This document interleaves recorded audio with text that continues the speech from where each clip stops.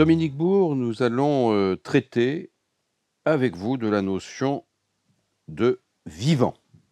Alors, je rappelle que votre livre paru en 2021 sur ce thème s'appelle « Primauté du vivant », mais le sous-titre est important, « Essai sur le pensable ». Et vous l'avez écrit de concert avec Sophie Swatton. Ma première question sera très simple et très directe. Je reprends une de vos formules. Nous commençons à prendre conscience de notre appartenance, de par tous nos pores, au reste du vivant. Alors, j'ai envie de vous demander, nous commençons, ce verbe est un peu mystérieux. Est-ce à dire qu'avant notre siècle, le 21e siècle, nous étions indifférents au monde vivant? Et on peut dire que ce qui caractérise la modernité, si on entend par modernité cette civilisation nouvelle qui naît en Europe à la fin du XVIe siècle et au début du XVIIe siècle, on peut dire que nous sommes hostiles au vivant. Et d'une certaine manière, on s'est retrouvé dans l'impossibilité de le penser. A contrario, si on regarde du côté des Grecs, si on regarde la physique d'Aristote, un de ses grands principes, c'est que la nature ne fait rien en vain. Donc la nature poursuit des fins. La nature est un organisme. La nature est vivante. Et on y reviendra. La vie pour les Grecs, c'est pas la reproduction, c'est la pensée. Et on y reviendra. Si on se déporte du côté des modernes, eh bien, au contraire, la science qui naît à la fin du XVIe et du début du XVIIe, j'y reviendrai avec le mécanisme, en fait, c'est la physique. Et du coup, la physique va faire que nous sommes quasiment incapables de penser la vie. En fait, on peut regarder du côté de Lamarck. Pour nous autres, et c'est ce que disait et relevait bien l'historien de la pensée du vivant qui était André Pichot, et au contraire, là où les Grecs voyaient la vie partout, nous, on ne la trouve nulle part. Tout ce qui existe, les plantes, les animaux, ne sont que des machines. Ils sont le résultat de chocs et d'agrégations entre des particules matérielles, inertes, privées d'intériorité et par conséquent de représentation, et donc de sensibilité, de capacité à promettre, à contracter. En fait, tout le vivant et toute la nature, aurait dit Descartes, n'est que machine, plante comme animaux. Il n'y a pas de vie. Ça n'existe pas. Et il faut bien voir que cette façon de voir est inséparable d'une forme de congruence entre les débuts de cette science moderne et puis la façon dont on avait fini par lire le livre de la Genèse dans la Bible. On pourra peut-être y revenir, mais dans la Bible, il y a au moins 3 postures qui permettent de comprendre les relations que les êtres humains peuvent nouer avec ce qu'on appelle la nature. La Bible ne parle pas de nature, elle parle de création. La nature n'existe pas pour la Bible. Mais bon, en tout cas, avec les autres êtres vivants, il y a 3 postures. Mais on a fini, et ça c'est tout le Moyen-Âge, la fin du Moyen-Âge, le haut Moyen-Âge, qui va permettre de le penser, eh bien, on ne va retenir qu'un fameux passage, c'est Genèse 1, 26. Vous seul, être humain, avez été créé à l'image, à la ressemblance de Dieu, et c'est la raison pour laquelle vous êtes appelés à dominer tout ce qui vit sur Terre. Donc en fait, les êtres humains sont étrangers à la nature. Ils relèvent du divin. Et donc ils sont les seuls à penser, à posséder une intériorité, etc. C'est ce que Descola appellera, lui, le naturalisme, qui naît à cette époque-là. Et c'est totalement fou, parce que à la fois c'est contre-intuitif, en même temps ça se construit par un rejet de tout l'héritage grec, et il ne faut pas oublier que ces penseurs de la fin du XVIe et du début du XVIIe siècle, ils pensent contre les anciens. Ils pensent contre Ptolémée. C'est en quelque sorte leur obsession. Et sur un plan de la philosophie politique, ils pensent contre l'esclavage. Donc on a vraiment, c'est là le moteur de la naissance de la pensée moderne. Donc oui, la pensée est divine, les humains sont d'essence divine, et pour le reste, ce ne sont que des particules. Donc il n'y a pas de vie. La vie n'existe pas. Elle se réduit à une approche mécanique. Et donc du coup, la vie n'a aucune valeur. Et on va tout faire, c'est le propre de notre civilisation, on va tout faire pour exclure partout où on peut le vivant. Si je regarde une ville du XVIe siècle, je peux dire que c'est des interstices de bâtis dans un continuum de verdure. J'ai de la verdure partout sur mes fenêtres, dans les jardins, etc. J'ai des animaux partout. Je vais dans une église, il y a des chevaux, des cochons. Dans la rue, il y a des cochons qui parfois mordent des enfants. Ça crée des occasions de procès, etc. Le vivant est partout. Le procès des animaux. Le procès des animaux, bien sûr. Le vivant est partout. Si je regarde la ville des années 60, pas la moindre mouche dans les appartements, pas le moindre brin d'herbe sur les voies ferrées, dans les rues, sur les trottoirs, rien. Des arbres dans des pots ou entre des grilles, et tout doit être minéral. La vie doit être chassée. Oui, mais vous avez parlé de deux choses qui sont peut-être deux plans. Vous avez parlé de la vie, ça c'est le bios, et vous avez parlé de la nature. Tout à fait. Donc, peut-être faut-il déjà distinguer les deux, parce que bon, la biologie, le bios, on va le retrouver en particulier au XXe et au XXIe siècle avec la biologie synthétique et les développements de la science biologique à proprement parler. Mais là, ce que vous êtes en train de configurer, c'est finalement l'idée que le modèle de la vie s'établit en parallèle avec celui dont on considère, avec celui de la nature. Oui, mais alors justement, en disant ce que vous dites, vous êtes grec, et pas moderne du tout.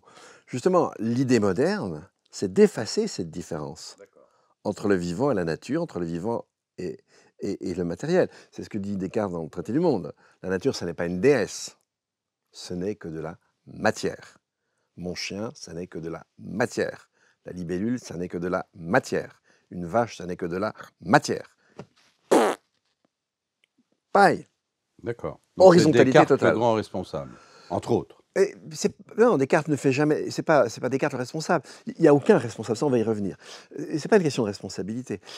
Non, Descartes ne fait jamais que traduire de la façon extrêmement intelligente et comme grand penseur, il a bien compris que la physique naissante va nous faire tout repenser.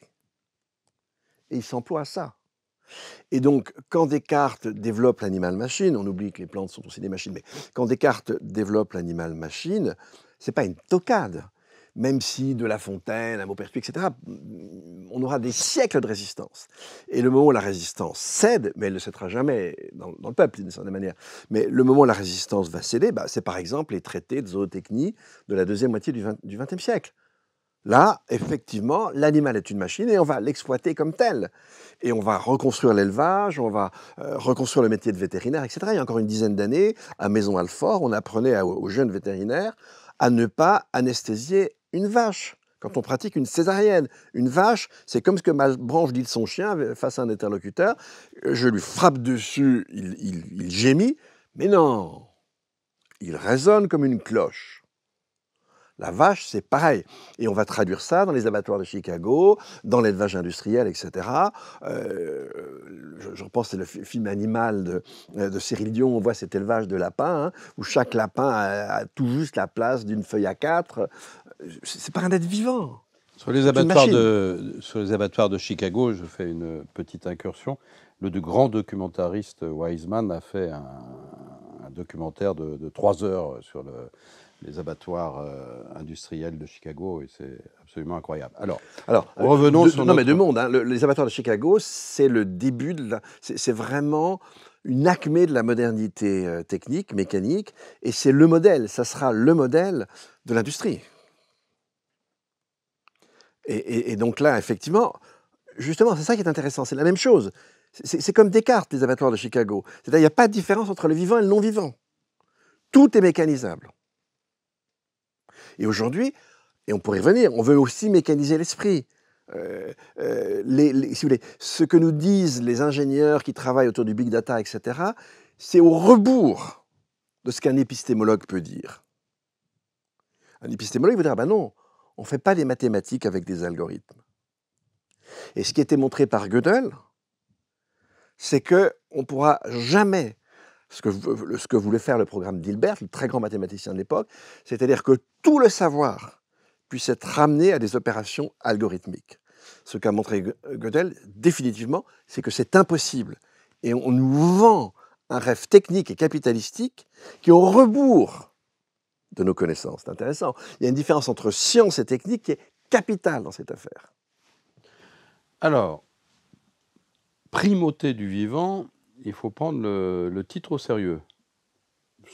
Ça veut dire très clairement, primauté du vivant, ça veut dire qu'il est impossible à l'homme de vouloir et de pouvoir dominer totalement la nature. Ça, c'est clair. Hein? Ça, c'est clair. Ça, c'est clair. Vous allez l'expliquer néanmoins. Et cette impossibilité nous renvoie à quelque chose qui est assez, j'allais dire, profond, qu'on trouve plutôt dans le livre que vous avez écrit avec Nicolas Boulot, qui s'appelle « Science et prudence ». Vous avez une sorte de réhabilitation de l'ignorance, de ce qu'on appelait, je crois que c'est Pic de la Mirandole, la docte ignorance. Oui. La docte ignorance. Très important, parce que nous sommes dans une civilisation de la maîtrise, de l'innovation, des réponses, tout est possible, de l'illimitation des connaissances. Or, je voudrais justement que, s'agissant de la primauté du vivant, qui veut dire ne pas pouvoir dominer la nature, quel rapport justement vous établissez entre cette réhabilitation de l'ignorance, c'est pas très à la mode, hein, et la primauté du... Alors, je vais peut-être commencer par la primauté du vivant et je reviendrai ensuite après aux aspects cognitifs et à leurs limites consubstantielles. Primauté du vivant, ça veut déjà dire que, en fait, le vivant est premier, que nous lui appartenons. Nous lui appartenons pas simplement en un sens écosystémique. Nous lui appartenons en ce sens que le vivant, et là on a une définition plus grecque que moderne du vivant, pour nous aussi, le vivant, c'est la nature. Tout simplement parce que la nature est pensante. Et même les pierres. Il est fou, ce qu'il raconte. Alors, c'est toute la démarche que l'on fait dans le livre. Alors, on va essayer de la restituer très très rapidement, et après on reviendra à la question de l'ignorance. Ce qu'on cherche à montrer déjà dans le livre, c'est comment la pensée, comment les mouvements d'idées, eh bien, sont incompréhensibles sans une forme de passivité. Et quand on regarde la question du mécanisme, justement, de cette façon de voir le monde, parce que c'est très fort le mécanisme, penser que tout ce qui existe se réduit à des agrégats de particules, waouh, il faut le faire. Ça pouvait paraître complètement contre-intuitif. Et s'il n'y avait pas l'appui de la Bible, peut-être que ça ne serait pas imposé. Je pense que le christianisme a été un facteur très important dans l'avènement de la science moderne. Mais bon, en fait, qu'est-ce qui se passe? Seconde moitié du XVIe siècle, un certain nombre de figures savantes trouvent évident, sans jamais se connaître. Au début, ils ne se connaissent absolument pas. Ils finiront par se connaître. Ils finiront par créer une république des savants, comme on dira plus tard. Mais au départ, ils ne se connaissent absolument pas. Et pourtant, tous, en même temps, se voient imposer comme une évidence ce nouveau paradigme, pourtant aussi contre-intuitif que le mécanisme. Il suffit de voir le moindre chat, voir comment il réagit à vos caresses. C'est-à-dire qu'il y a un petit problème. Et tous les gens autour d'eux sont dans un univers totalement différent. Tous considèrent les animaux comme des êtres moraux, etc. Voilà, donc c'est complètement fou quand on y pense. C'est-à-dire, d'un seul coup, il y a une petite partie savante qui apporte une vision du mal. Alors c'est d'autant plus intéressant que le mécanisme, on l'a chez Lucrèce, on l'a chez Démocrite. Lucrèce, on redécouvre dans une bibliothèque hein, son fameux manuscrit.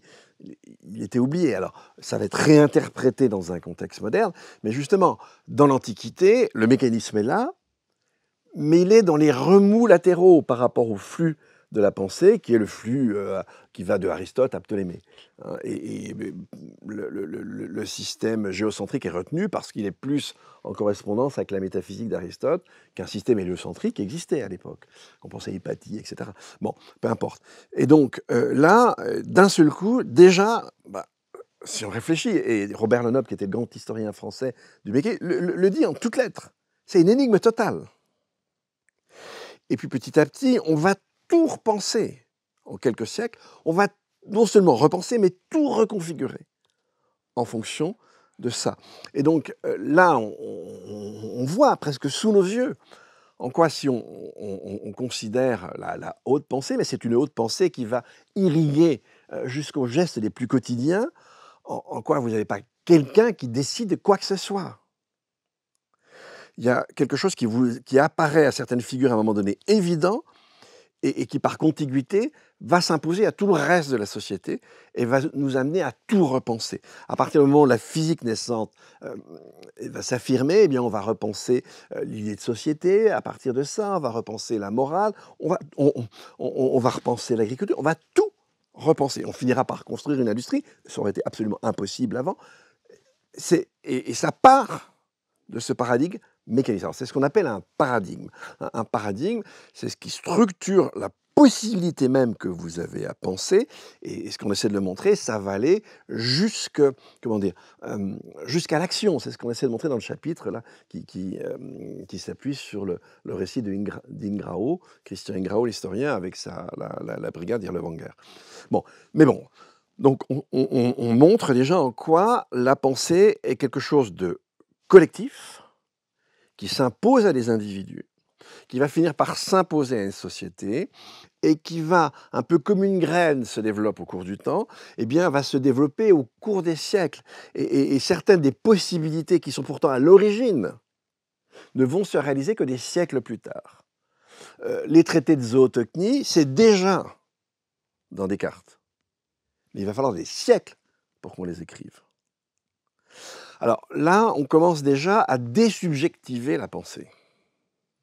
On commence déjà à montrer à désubjectiver et à faire de la pensée quelque chose qui est autant actif que passif. Et on essaie d'exprimer ça là je me sers de Tim Ingold, et puis je rappelle l'opposition qu'il fait entre la façon classique à la Platon de comprendre la fabrication, à ce qu'on appelle l'illémorphisme, c'est-à-dire j'ai une morphée, j'ai une forme et je vais l'imposer à une matière inerte. Il dit ben non, quand je tisse un panier, en tant que vannier, ça ne se passe pas du tout comme ça. La fibre, elle m'impose quelque chose, et la forme, elle est liée à la dynamique de la fibre. Eh bien, en fait, quand on pense, et je pense de la grande pensée, quand on pense, on est comme un vannier. Et la fibre mécaniste va nous faire naître une civilisation, et du coup des sociétés très particulières. La fibre, elle était différente. Et là, c'est qui est en train de naître aujourd'hui, c'est la fibre primauté du vivant. Alors, ça c'est la première chose. On désubjective. Ensuite, à partir de la question des animaux et des plantes, alors déjà, c'est les acquis de l'éthologie de la deuxième moitié du XXe siècle pour les animaux. Évidemment, les êtres humains ne sont pas les seuls animaux représentants. Et là, aujourd'hui, il n'y a absolument plus aucun doute là-dessus. Il y a énormément d'animaux qui se représentent. Mais on va aller au-delà. On va essayer de montrer, et aussi bien dans le règne animal que dans le règne végétal, qu'il y a quelque chose qui peut s'apparenter à une pensée sans représentation. Si je regarde les capacités cérébrales en termes de nombre de neurones d'une fourmi ou d'une abeille, mon cher Philippe, vous allez quand même me concéder que c'est assez limité. Et pourtant, la fourmi calcule. Alors, on l'a montré de façon assez marrante, enfin, pas trop pour les fourmis en question, mais on sait que les fourmis repèrent la nourriture. Alors, il y a d'un côté les phéromones, mais de l'autre côté, elles comptent leurs pas entre la fourmilière et puis l'endroit où elles vont trouver. Et donc, on s'est amusé à leur couper les pattes, pas très sympa, soit à les agrandir avec des échasses. Dans les deux cas, elles recalculent. Et si on regarde du côté des abeilles, on a fait beaucoup de progrès par rapport à von Frisch dans les années 30 et la danse des abeilles.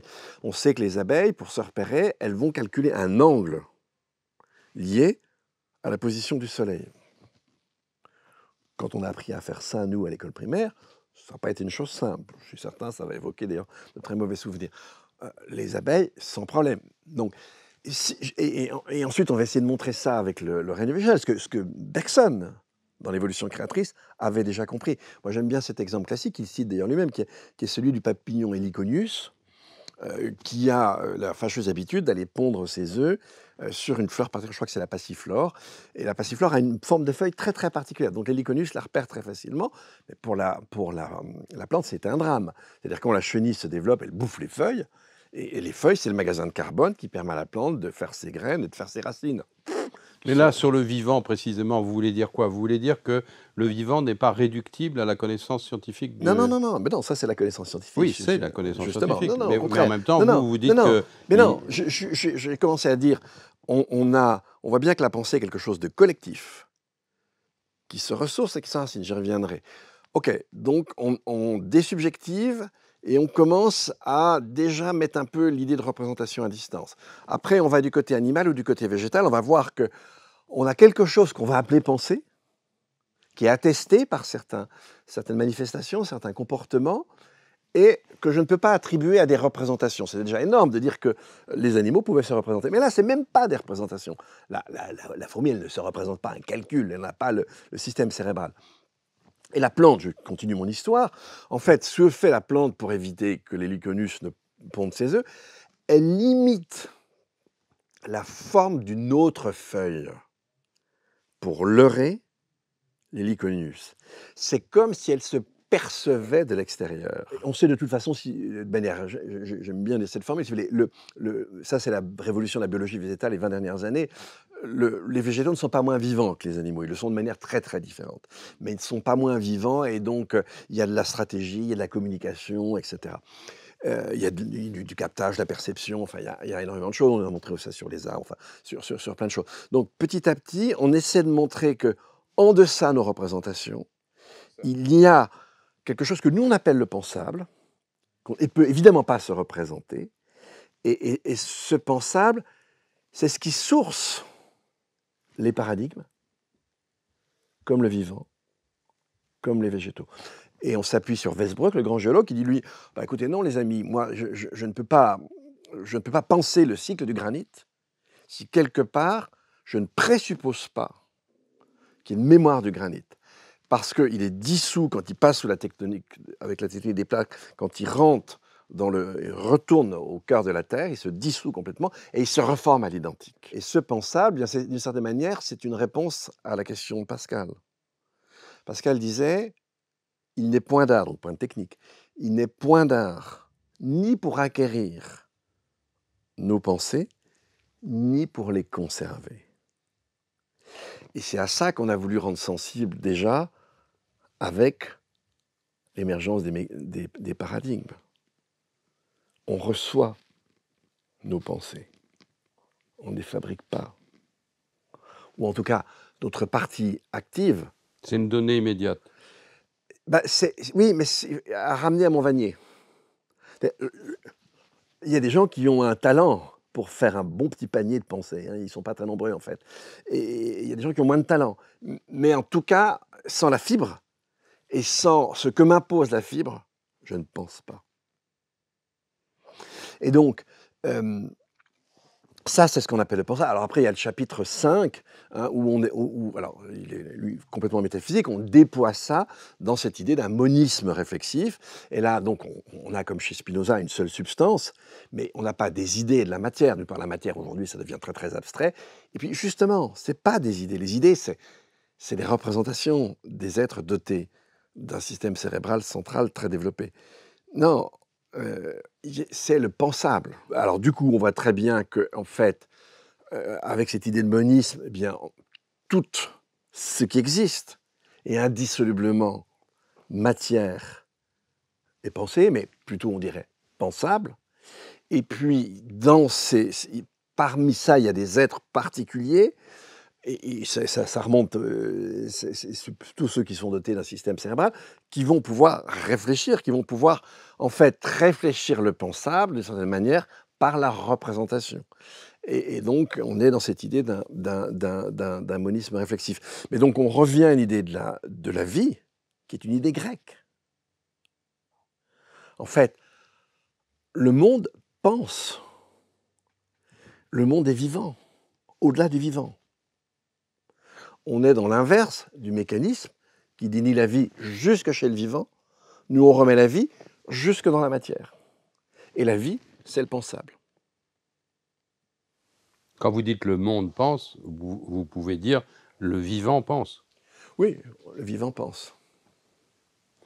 Alors, Mais même le minéral est et pour certains chamans, ça n'a pas, je vais revenir au chamanisme après, pour certains chamans, ça n'a pas, comment dire, ils n'en doutent pas. alors peut-être, pour faire mieux comprendre encore, ce que vous appelez primauté du vivant, cette distinction entre les savoirs scientifiques et les savoirs populaires, voire d'autres savoirs spirituels au sens large. Tout à fait. Alors là, je peux faire un petit développement sur la question du chamanisme pour qu'on comprenne bien. Savoir populaire, oui, c'est très important. Les sorcières possédaient un savoir, et c'est pour ça qu'on les a massacrées. Elles possédaient un savoir populaire, un savoir qui était lié aux plantes, à la guérison, etc. Un chaman, c'est ce qu'on appelle un homme-médecine, c'est un guérisseur ou une guérisseuse. Hein. Et donc, effectivement, comment dire, le fait que ce soit l'éveil de la raison qui aboutit au massacre des sorcières, c'est pas un hasard. C'est précisément parce qu'on a voulu affirmer l'exclusivité d'une certaine forme de savoir. Or, dans Primauté du vivant, on a un chapitre, le chapitre 4, et on va reprendre l'exemple que je donne, qui vient de David Kopenawa, donc un chaman Yanomami. Hein. Alors, je vais le faire très rapidement, mais on rebrosse dans le livre et on s'est beaucoup appuyé sur le livre Fresso-Locher pour cette histoire-là. La chute du ciel. Ah non, alors la chute du ciel, c'est David Kopenawa. Non. Non, c'est le livre de Fresso-Locher sur le climat. Ah, Et d'accord. sur la connaissance et la sensibilité au climat avant même, évidemment, le XXe siècle. Et donc là, on refait tout l'historique de notre savoir sur la relation entre les forêts, les arbres et la pluie. On remonte à Platon, etc., peu importe. J'en arrive à la période moderne, et on a plein de, si vous voulez, de traces du fait que dans toutes les civilisations traditionnelles, on sait que les arbres Font pleuvoir. font pleuvoir. Mmh. C'est la fameuse question des arbres à pluie. Au début du 19e, Arago a un petit doute là-dessus, il dit il va y avoir un lien, c'est Bougainville qui va vraiment, ami de Humboldt, etc., qui va commencer à prouver ça. Puis après, on est vers des savoirs beaucoup plus récents. On sait depuis quelques décennies que les forêts ont des cycles d'évapotranspiration. Si je regarde la forêt amazonienne, on sait que l'essentiel des vents vient de l'Atlantique et va vers la cordillère des Andes. Que s'il n'y avait pas de forêt, eh bien seuls les pluies irrigueraient les 200 premiers kilomètres. On aurait de la steppe jusqu'à la cordillère des Andes. Là, on a de la forêt. Pourquoi ? Tout simplement parce que la forêt, quand elle reçoit l'eau de la pluie, elle va, sous la forme de l'évapotranspiration, à peu près restituer à l'atmosphère à peu près toute l'eau qu'elle a reçue. Et effectivement, il y a une équipe brésilienne avec le Max Planck Institute qui a fait ces recherches là il y a très très peu de temps. Au-dessus de la canopée, vous avez des courants de vapeur d'eau qu'on appelle des rivières volantes qui sont fabriquées par les forêts. Et donc, ok, mais qui est ces grands courants de vapeur d'eau beaucoup plus importants que l'Amazone, puisque l'Amazone n'en est jamais qu'une conséquence. Ok, c'est sympa, mais il faut que ça retombe en pluie. Pour que ça retombe en pluie, il faut que ça condense, et pour ça, il faut des aérosols. Et donc, des petites particules matérielles qui vont faire condenser et que la vapeur va se transformer en gouttes d'eau. Et donc, ça c'est des recherches beaucoup plus récentes qui datent juste un peu avant 2015. Et donc, on sait maintenant, etc. Et donc, cette équipe qui était au Brésil, là, cherchait à identifier avec des appareils hyper sophistiqués quels étaient, ce n'est pas tous les arbres, toutes les essences, c'est quelques essences, quelles étaient les essences qui font pleuvoir. Alors, il y a d'autres phénomènes, mais les aérosols produits par les arbres, c'est un phénomène absolument déterminant. Et, ok, tout ça c'est sympa, mais c'est des recherches très récentes. Davy Copenhaver avec Bruce Albert, un anthropologue belge, publie leur conversation. Une grande partie de leur conversation, c'est début des années 90. Deuxième partie, c'est fin des années 90. Et c'est publié en 2010. Et Davy Copenhaver raconte tout ça. Évidemment, lui, il n'a aucun appareil scientifique. Il n'a jamais eu une tour pour monter sur la canopée. Jamais. Évidemment. Le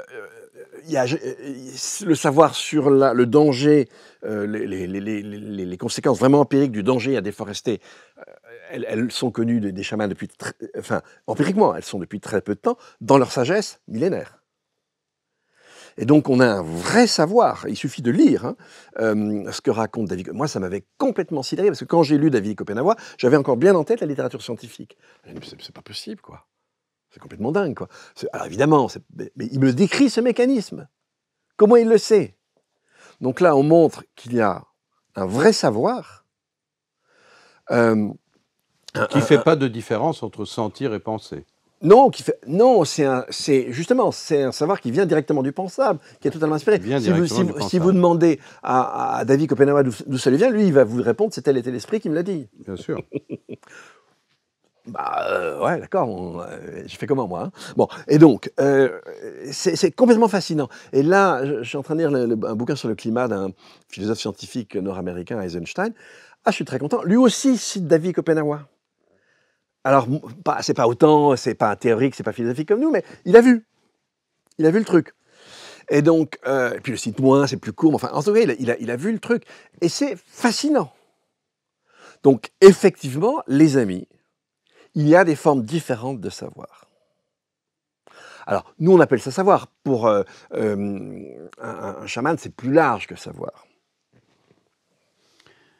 Dominique Bourg, je vais reprendre une de vos phrases. Seule la réaffirmation de notre unité avec le vivant, selon notre longue histoire, inséparablement naturelle et humaine, nous éloignera de l'abîme. Ah bah oui, ça me semble évident. Si vous voulez, on a construit une civilisation de la désensibilisation. Et le petit épisode que je rappelais de Malebranche tout à l'heure avec son chien, là, vous avez, en vrai, comment la modernité nous désensibilise.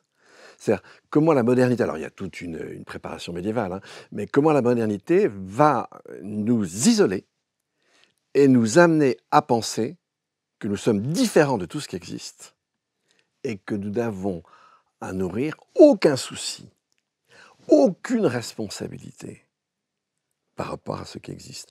Nous sommes les seuls fins sur Terre. Tout le reste n'est que moyen. Tant qu'on ne se sera pas arraché à ça, alors déjà, Aldo Leopold le racontait, etc. Même avant Aldo Leopold, cet auteur du 19e, un des pionniers de la pensée écologique, celui qui écrit Man and Nature, George Perkins Marsh, il l'écrit en toutes lettres. C'est parce qu'on se pense extérieur à la nature, relevant d'un ordre différent, qu'on se permet de tout détruire. 1860, quelques années, 65-66. Et donc, effectivement, nous sommes désensibilisés, nous avons éradiqué le vivant, nous l'avons réduit au mécanique. Et évidemment, ce n'est pas sans lien avec le fait que, depuis des décennies maintenant, nous nous occupons obstinément à détruire tout ce qui vit sur Terre. Et on en est là. Je vous rappelle un simple exemple. Si vous prenez la biomasse des vertébrés, eh bien, 3% seulement, ce sont encore les vertébrés sauvages. Par exemple, en France, les chauves-souris, leur population baisse de 3% par an. 67% ce sont nos animaux d'élevage et nos animaux domestiques, 30% ce sont les bipèdes humains. Donc en fait, on a flingué tout ce qui était vie autour de nous. Si je regarde l'étage en dessous, les arthropodes, cette fois-ci, ils sont plus structurés de l'intérieur par une colonne vertébrale, mais ils le sont de l'extérieur par leur carapace. Hein, ça va du moustique au crabe. Là, c'est des études très récentes. Ça s'effondre autour de nous. Nous sommes des destructeurs de vie. Donc le mécanisme, ce n'est pas que des représentations. Ça nourrit une attitude destructrice. Et si j'ai un schéma marxiste, je suis désolé, mais je n'arriverai pas à comprendre. C'est beaucoup plus profond.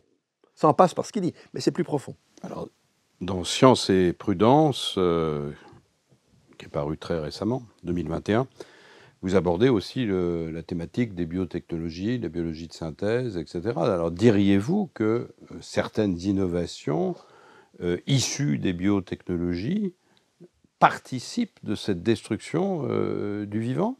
Oh bah, très probablement, oui. Mais je vais remonter un petit peu en deçà, hein, si vous voulez bien. Justement, sur cette relation entre la science et l'ignorance. Ce qu'on montre, c'est qu'il n'y a pas de science sans ignorance. Et l'ignorance, c'est pas simplement, comment dire, c'est pas simplement une espèce de limite que l'on pourra progressivement pallier. Elle est en fait consubstantielle à la réalité. Alors on va le montrer avec plusieurs exemples. Et c'est précisément la découverte dans les années 30 par Gödel de l'arithmétique. Hein. Si on prend l'arithmétique complète, c'est-à-dire addition, multiplication, plus raisonnement par récurrence, ça a été axiomatisé au XIXe siècle par Peano. Et donc là, juste un peu avant Gödel, on a le très grand mathématicien de l'époque qui est Hilbert. Et le programme d'Hilbert, c'est de dire qu'en fait, toutes les connaissances que l'on peut produire humainement sont des connaissances qu'on pourra transcrire sous forme d'algorithmes. C'est-à-dire toute la connaissance est en droit mécanisable. Elle peut être ramenée à une suite d'opérations mécaniques. Et c'est l'idéal. Et cet idéal, eh bien, c'est Gödel qui va le fiche par terre. Parce que ce qu'il montre, c'est qu'en fait, notre arithmétique est incomplète, en ce sens que, en partant des 28 axiomes, et on va pouvoir engendrer, générer des propositions, des théorèmes, mais immanquablement, parmi les théorèmes qu'on va engendrer, pour certains, on ne pourra montrer ni qu'ils sont faux, ni qu'ils sont vrais. C'est en ce sens-là que l'arithmétique est incomplète. Et donc, je ne peux pas produire des théorèmes vrais avec des algorithmes. Et ça veut dire maintenant, si je reviens sur mes axiomes, que la définition qu'on donne de ce qu'est un entier n'est pas complète. En fait, nous autres, mathématiciens humains, et nous autres êtres humains de manière générale, nous avons une connaissance incomplète des entiers. C'est gênant parce qu'on s'en sert pour tout le reste. Et donc, ce que montre Nicolas, il le montre sur la biologie de façon plus importante. Mais je vais commencer par parler d'écologie. Imaginons que je veuille comprendre le fonctionnement d'un écosystème, d'un étang. Eh bien, je vais faire un modèle. Et ce qu'il faut bien comprendre, c'est que ce modèle, il est par définition incomplet. C'est-à-dire que je vais pouvoir tenir compte que de certains paramètres et que de certaines interactions. Il y en a une infinité. Je vais devoir simplifier. Et c'est parce que je simplifie que je peux connaître et que je vais comprendre certaines choses. Mais évidemment, pas tout. Et en fait, ce que montre Nicolas, ce serait difficile de le refaire dans le détail, mais c'est qu'il s'appuie beaucoup sur un autre mathématicien qui s'appelle Matron, eh bien, c'est qu'en fait, contrairement à ce que nous disent les biologistes, non, ou à ce que disait Monod, la nature n'agit pas au hasard. En fait, simplement, on ignore ses règles. Et en fait, on est face à la nature, au sens du vivant biologique, au sens classique, eh bien, comme on le serait par rapport à un langage dont on ne connaîtrait que quelques règles de syntaxe, sans rien comprendre à la sémantique. Et en fait, le hasard, ça colle quand vous avez une roulette avec une bille, et la roulette, c'est fixe. Donc effectivement, vous avez du hasard. Le problème dans la nature, c'est que quand il y a des mutations importantes, c'est la roulette qui change. Et puis la boule, elle change à chaque coup. C'est pas du hasard. On ignore. Et donc on est dans une posture d'ignorance. Et l'hypothèse qu'on défend, c'est précisément parce que notre savoir, c'est pas de la convention, il est vraiment bien ancré dans le réel. C'est parce que notre savoir est ancré dans le réel qu'il est efficace, mais comme en même temps il est partiel, et qu'on n'en tient pas compte, et qu'au contraire, on l'enrobe d'une arrogance infinie, eh bien vous regardez les limites planétaires, et vous voyez que nos connaissances aboutissent soit à accumuler des macromolécules dans les graisses animales, dans tous les milieux quand il s'agit de microplastiques, ou alors à complètement déstructurer, amplifier des flux et finir par dézinguer les stocks à l'amont et à l'aval.